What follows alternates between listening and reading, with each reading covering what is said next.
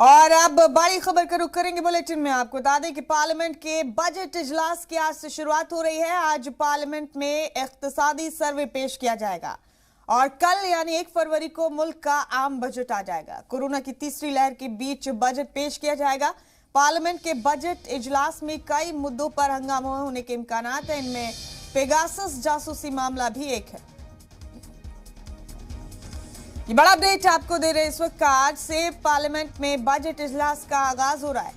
कल बजट पेश किया जाएगा ऐवान में और कोरोना की तीसरी वेव के बीच बजट पेश करने की तैयारी मुकम्मल हो चुकी है। इस बार भी पार्लियामेंट के बजट इजलास में कई मुद्दों पर हंगामा होने के इम्कान हैं। इनमें से पेगासस जासूसी मामला भी एक है। बड़ा अपडेट दे रहे हैं आपको इस वक्त का। आज पार्लियामेंट में इक्तिसादी सर्वे पेश होगा। आज से बजट इजलास का आगाज हो रहा है।